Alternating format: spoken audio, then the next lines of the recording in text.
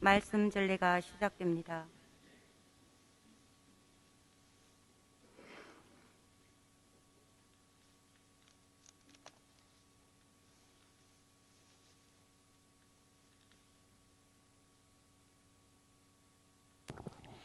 히브리서의 말씀입니다. 형제 여러분, 우리는 예수님의 피 덕분에 성소에 들어간다는 확신을 가지고 있습니다. 그분께서는 그 휘장을 관통하는 새롭고도 살아있는 길을 우리에게 열어주셨습니다. 곧 당신의 몸을 통하여 그리해 주셨습니다. 우리에게는 하느님의 집을 다스리시는 위대한 사제가 계십니다. 그러니 진실한 마음과 확고한 믿음을 가지고 하느님께 나아갑시다. 우리의 마음은 그리스도의 피가 뿌려져 악에 물든 양심을 벗고 깨끗해졌으며 우리의 몸은 맑은 물로 말끔히 씻겼습니다. 우리가 고백하는 희망을 굳게 간직합시다.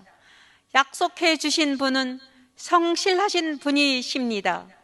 서로 자극을 줘 사랑과 선행을 하도록 주의를 기울입시다. 어떤 이들이 습관적으로 그러듯이 우리의 몸을 소홀히 하지 말고 서로 격려합시다. 여러분도 보다시피 그날이 가까이 오고 있으니 더욱더 그렇게 합시다. 주님의 말씀입니다. 하느님 감사합니다.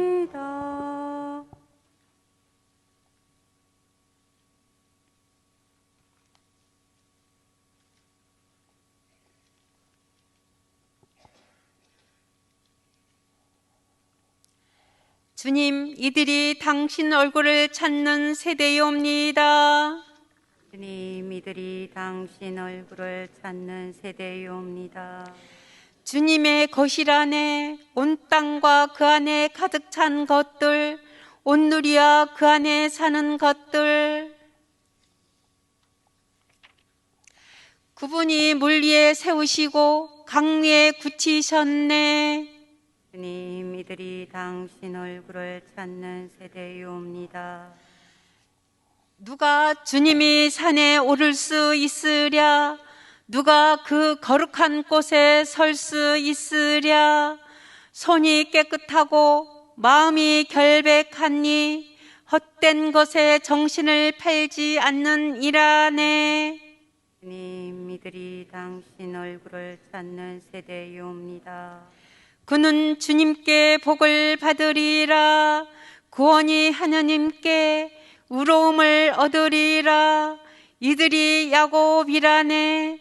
그분을 찾는 세대, 그분 얼굴을 찾는 세대라네. 주님, 이들이 당신 얼굴을 찾는 세대이옵니다.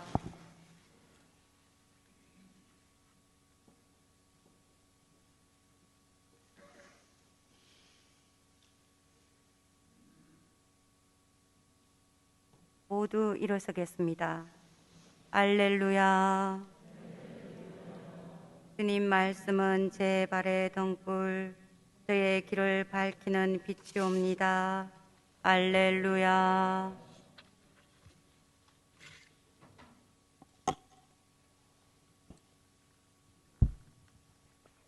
주님께서 여러분과 함께 사제의 영과 함께 마르코가 전한 거룩한 복음입니다. 주님 영광 받으소서. 그때 예수님께서 군중에게 말씀하셨다. 누가 등불을 가져다가 함지 속이나 침상 밑에 놓겠느냐? 등경 위에 놓지 않느냐? 숨겨진 것도 드러나기 마련이고 감추어진 것도 드러나게 되어 있다. 누구든지 들을 귀가 있거든 들어라. 예수님께서 다시 그들에게 말씀하셨다. 너희는 새겨 들어라. 너희가 되어서 주는 만큼 되어서 받고 거기에 더 보태어 받을 것이다. 정녕 가진 자는 더 받고 가진 것 없는 자는 가진 것마저 빼앗길 것이다.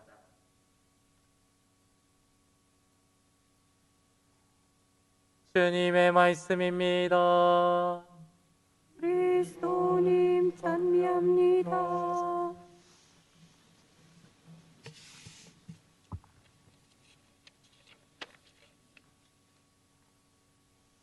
참 예수님, 설날이 되면은 신학생들이 모든 신부님들을 찾아뵈면서 새해 인사를 드립니다. 주로 설날이 제 축일과 앞뒤에 있는 경우들도 있고 때로는 조금 한참 뒤에 있는 경우들도 있지만 설날이랑 축일이랑 딱 겹쳐 있었을 때 그리고 그때 인사를 드리러 갔었을 때 한 원로 신부님께서 제게 세례명을 물어보셨습니다. 그래서 제가 토마스 아퀴나스입니다 라고 말씀을 드렸더니 신부님께서는 성임처럼 배가 점점 불러나오는구나 라고 하셨습니다.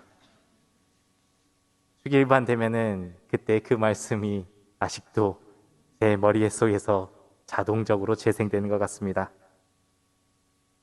오늘 성 토마스 아퀴나스 사제학자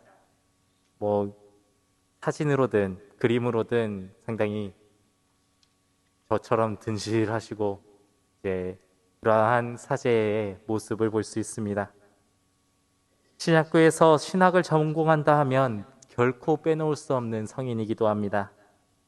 그 이유는 13세기 이후 토마스 아퀴나스 성인을 뛰어넘는 신학의 대가가 없다고 이야기할 정도이기 때문입니다.